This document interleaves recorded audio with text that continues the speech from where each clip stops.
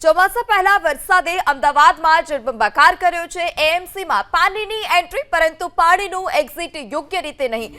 1 inch જેટલા વરસાદે જ અમદાવાદમાં મનપાની પોલ ખોલી છે।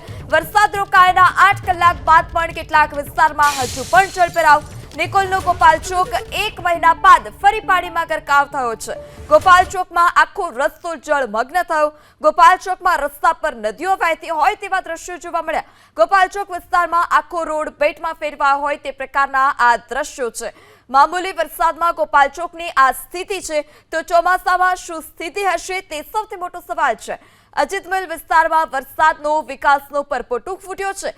અજીત મિલ વિસ્તારમાં 4 રસ્તા પર પાણી ભરાયા। બાપુનગરના રાજીવનગર વિસ્તારમાં પણ ઘૂંટણસમા પાણી ભરાયા। રાત્રે 3 વાગે વરસાદ બંધ થયો તેમ છતાં બપોરે 12 વાગ્યા સુધી પાણી નથી ઉતર્યા।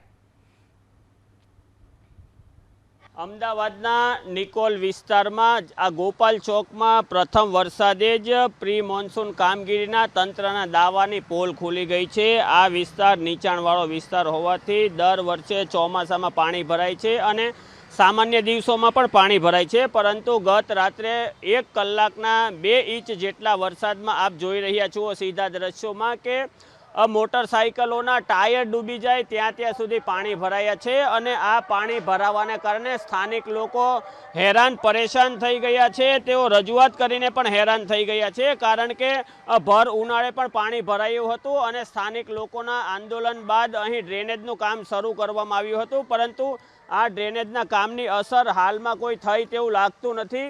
આ સીધા દ્રશ્યોમાં આપ જોઈ રહ્યા છો કે એક મોટરસાઇકલ ચાલક કે જેના અડધા ટાયર સુધી પાણી છે અને મોટરસાઇકલ પણ બંધ પડી ગઈ છે અને તેઓ આ પાણીની બહાર મોટરસાઇકલને કાઢવા માટે હાલમાં જદ્દોજહેદ કરી રહ્યા છે અને આ જદ્દોજહેદને કારણે સ્થાનિક લોકો પરેશાન થઈ ગયા છે। સ્થાનિક લોકોનું જણાવ્યું છે કે જે પાણી ભરાવા અંગે સ્થાનિક કોર્પોરેટરો, ધારાસભ્ય અને ચૂંટાયેલા જનપ્રતિનિધિઓને અનેક વાર રજૂઆત કરવામાં આવી છે, પરંતુ આ રજૂઆતની હજી સુધી કોઈ અસર દેખાઈ નથી। અધિકારીઓ અને નેતાઓ માત્ર ઠાલા વચનો આપે છે, ઠાલા વચનો આપી અને જતા રહે છે, પરંતુ જનતાની સમસ્યા ત્યાં ને ત્યાં રહે છે।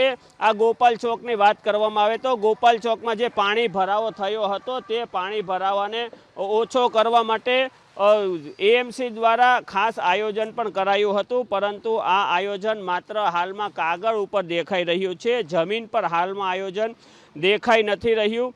લાગી રહ્યું છે કે હજી પણ ગોપાલ ચોક વિસ્તારના જે રહીશો છે તેમને આ હાલાકીનો આ ચોમાસામાં પણ ભોગ બનવું પડશે।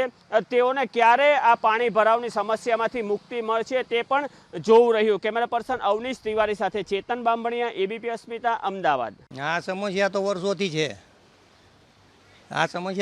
છે, અને બીજું કે અમે રહીએ છીએ આગળ દર્શન વિલા સોસાયટીમાં ગોપાલ ચોક પાસે, બરાબર।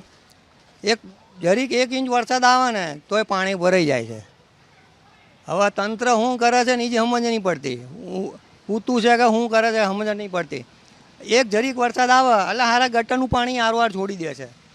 તો સ્માર્ટ સિટી કહેવાતા અમદાવાદની આ હાલત છે। થોડા જ વરસાદમાં આ પ્રકારે જળભરાવની સ્થિતિ જોવા મળી। રાત્રે 3 વાગ્યાથી વરસાદ તો બંધ થઈ ચૂક્યો છે, પરંતુ આ બપોરે 1 વાગ્યા સુધી પાણી હજુ પણ નથી ઓસર્યા। એ નિકોલનો ગોપાલ ચોક વિસ્તાર હોય, બાપુનગરનો વિસ્તાર હોય, અજીત મિલ પાસેનો વિસ્તાર હોય, તે તમામ જગ્યા પર આ જ પ્રકારે જળભરાવની સ્થિતિ જોવા મળી છે। હજી તો ચોમાસાની શરૂઆત પણ નથી થઈ અને તે જ પહેલા આ પ્રકારના દ્રશ્યો છે, ત્યારે આ તમામ વિસ્તારની ચોમાસામાં શું સ્થિતિ થશે તે પણ એક સૌથી મોટો સવાલ છે, કારણ કે રાત્રે 3 વાગ્યાથી વરસાદ બંધ થઈ ચૂક્યો છે, તેમ છતાં બપોરના 12 વાગ્યા સુધી આ પાણી હજી સુધી નથી ઓસર્યા અને અમદાવાદમાં જળબંબાકારની સ્થિતિ જોવા મળી છે। ન ફક્ત આટલા વિસ્તાર, અલગ અલગ અન્ય પણ વિસ્તાર છે કે જ્યાં આ જ પ્રકારે જળભરાવની સ્થિતિ જોવા મળી હતી। ત્યારે એએમસીમાં પાણીની તો એન્ટ્રી થઈ છે, પરંતુ પાણીના એક્ઝિટનો કોઈ જ હજી સુધી ઉકેલ નથી આવ્યો, કારણ કે ગોપાલ ચોક વિસ્તાર કે જ્યાં ગટરિયાપુરની સ્થિતિ આવી હતી ભર ઉનાળામાં, રહીશો ત્યારે પણ હેરાન પરેશાન થયા હતા, ત્યારે હવે ફરી એક વખત આ જ પ્રકારે લોકો રહેવા મજબૂર છે।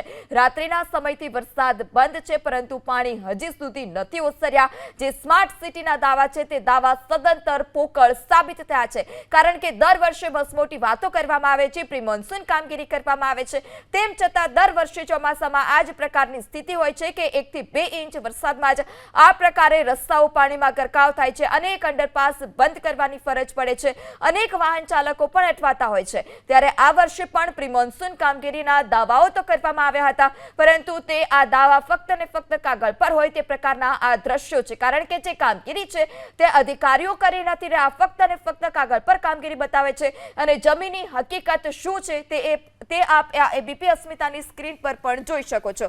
કારણ કે રાત્રે 3 વાગ્યાથી વરસાદ જે હતો તે બંધ થઈ ચૂક્યો છે અને આ બપોરના 1 વાગ્યા જેટલો સમય, તેમ છતાં હજી સુધી જે આ પાણી છે તે નથી ઓસર્યા। અલગ અલગ વિસ્તારમાં અમદાવાદમાં પાણી ભરાઈ ચૂક્યા છે, અજીત મિલ વિસ્તારમાં વિકાસનો પરપોટો ફૂટ્યો છે। પ્રથમ વરસાદ હજી તો ન કહી શકાય, કારણ કે સત્તાવાર રીતે ચોમાસું હજી સુધી ગુજરાતમાં નથી બેઠું, પરંતુ તે પહેલા જ આ પ્રકારના આ દ્રશ્યો જે છે તે સામે આવ્યા છે કે ફક્ત 1 થી 1.5 ઇંચ વરસાદમાં આખા અમદાવાદની આ જ સ્થિતિ હોય છે। ત્યારે સ્માર્ટ સિટીની વાતો કરતા જે અધિકારીઓ હોય છે, પ્રશાસન છે, તે નગરોળ પ્રશાસન જમીની હકીકત કામગીરી કરે અને તેઓ આ હકીકત અને આ દ્રશ્યો જુએ તો તમને ખબર પડે કે જે તેઓ મસમોટા દાવાઓ કરતા હોય છે, પ્રી મોન્સૂન કામગીરી કરવામાં આવી છે તેવા દાવા કરતા હોય છે, ડ્રેનેજની કામગીરી યોગ્ય છે તેવા દાવા કરતા હોય છે, તે આ તમામ જે દાવા છે તે પોકળ સાબિત થાય છે। ત્યાંના સ્થાનિકો સાથે પણ એબીપી અસ્મિતાએ વાતચીત કરવાનો પ્રયાસ કર્યો ગોપાલ ચોક વિસ્તારના। ત્યારે લોકોનું કહેવું છે કે આ જે પાણી છે તે ગટરના પાણી જે હતા તે ડ્રેનેજના પાણી બ્રેક મારે છે, જેને કારણે આ પ્રકારે તે પાણી ભરાવાની સમસ્યા છે તે સમસ્યા સર્જાય છે। નિકોલનો ગોપાલ ચોક વિસ્તાર હોય, ઠક્કરનગર વિસ્તાર હોય, અજીત મિલ વિસ્તાર છે, બાપુનગરના રાજીવનગર વિસ્તારમાં પણ ઘૂંટણ સમા પાણી,